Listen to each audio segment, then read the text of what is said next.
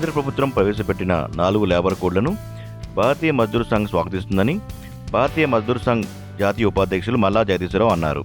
కోరన్పాలెంలో గల BMS union కార్యాలయంలో media సమావేశం ఏర్పాటు చేశారు. ఈ సందర్భంగా జగదీశ్వరరావు మాట్లాడుతూ దేశవ్యాప్తంగా లేబర్ కోడ్లను సమర్థవంతమైన సజావుగా అమలుకు చురుగ్గా మద్దతు ఇవ్వడానికి బీఎంఎస్ తన మద్దతును తెలుపుతుందని అన్నారు.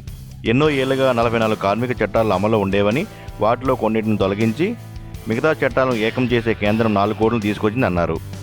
కొత్తగా వేతన కోడ్లో సమాన వేతనాలు, నిర్ణీత ఉపాధికి మించి వేతన కవరేజీని విస్తరించడం, కొత్తగా ఏర్పడిన అసంఘటిత రంగాలకు సామాజిక భద్రత రక్షణను, అన్ని వర్గాల కార్మికులకు ఉద్యోగాలు మేలు జరుగుతుంది అన్నారు.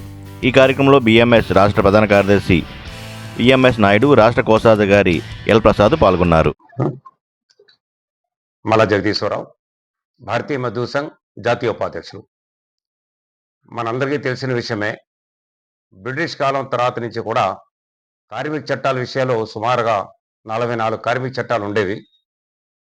ఇవి బూజు పట్టిన కార్మిక చట్టాలు కాబట్టి భారతీయ మజ్దూర్ సంఘ్తో సహా అన్ని కేంద్ర కార్మిక సంఘాలు కూడా ఈ చట్టాలు మార్పు చేయాలి, కాలానుగుణంగా కార్మికులకు అలాగే పరిశ్రమకి అనుకూలంగా కార్మిక చట్టాన్ని క్రోడీకరించాలి, ఎన్ని రకాల చట్టాలు ఉండకూడదని గత అనేక సంవత్సరాల నుంచి కూడా పోరాటం చేస్తూ వస్తున్నవి.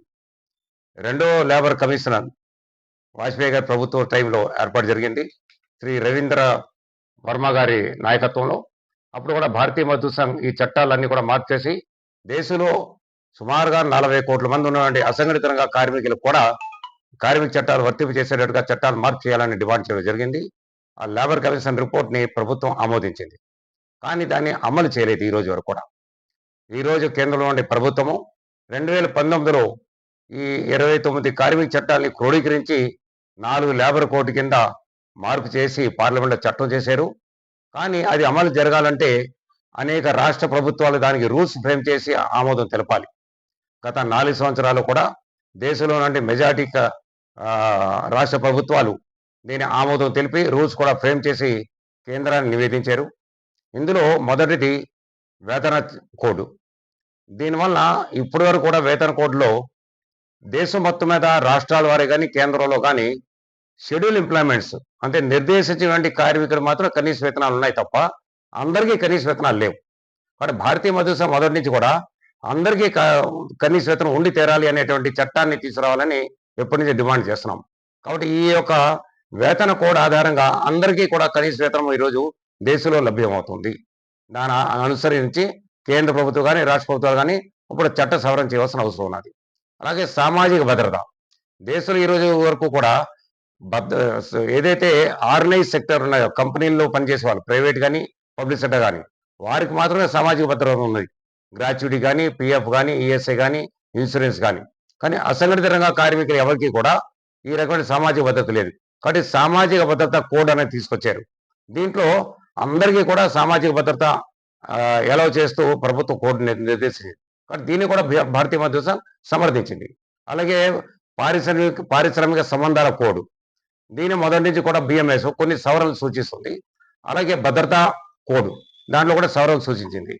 మొన్న ఈ నెల 21వ తేదీన లేబర్ ఒక కేంద్ర కార్మిక శాఖ మంత్రి దగ్గర భారతీయ మజ్దూర్ సంఘ్ యొక్క డెలిగేషన్ కలిసిన తర్వాత మా యొక్క అభ్యంతరాలు తెలియపరిచిన తర్వాత మంత్రి గారు మా యొక్క అభ్యంతరాన్ని 45 రోజుల లోపలే పరిశీలన చేసి మార్పులు అవసరం అనుకుంటే పార్లమెంట్లో ప్రవేశపెడతాననే హామీతో ఈ 4 లేబర్ కోడ్లు కూడా అమలు చేయడానికి సూత్రప్రాయంగా అంగీకరించి అదే రోజు సాయంకాలము ఈ యొక్క లేబర్ కోడ్స్ని ఇంప్లిమెంటేషన్ చేశారు. దీన్ని భారతీయ మజ్దూర్ సంఘ్ స్వాగతిస్తుంది. కొన్ని కార్మిక సంఘాలు ఈ యొక్క 4 లేబర్ కోడ్ని కూడా వ్యతిరేకిస్తున్నారు. చాలా ఆశ్చర్యం వేస్తుంది.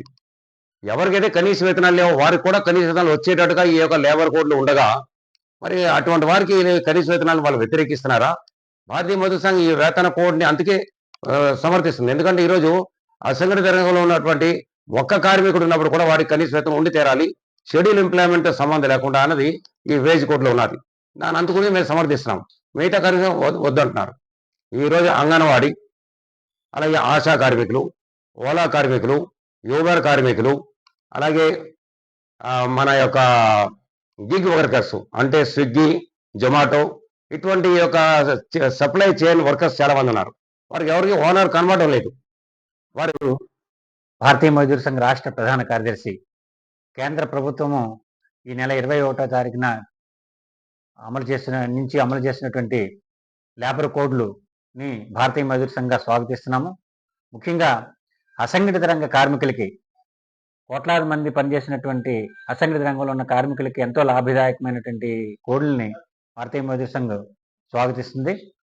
ముఖ్యంగా మైగ్రెంట్ లేబర్, ఒక రాష్ట్రం నుంచి మరొక రాష్ట్రానికి వలస వెళ్ళేటువంటి కార్మికుల్ని నిరోధించడం కోసం చెప్పేసి national floor level minimum wage అనేది కేంద్ర ప్రభుత్వం ఫిక్స్ చేస్తుంది. కాబట్టి భవిష్యత్తులో ఏదైనా రాష్ట్రం ఆ కేంద్ర ప్రభుత్వం ఫిక్స్ చేసిన వేజ్ కంటే ఎక్కువ ఇవ్వాలి కానీ తక్కువ ఇవ్వడానికి వీల్లేదు. కాబట్టి అన్ని రాష్ట్రాల్లో ఒకే విధమైనటువంటి వేజ్ అమలు అవుతుంది. కాబట్టి ఈ మైగ్రెంట్ లేబర్ సమస్య పరిష్కారం అవుతుంది.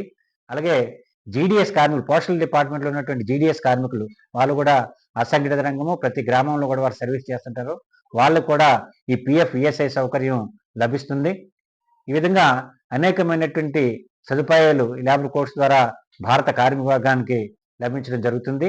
ముఖ్యంగా ప్రతిపక్షాలు ఆందోళన చేస్తున్నాయి.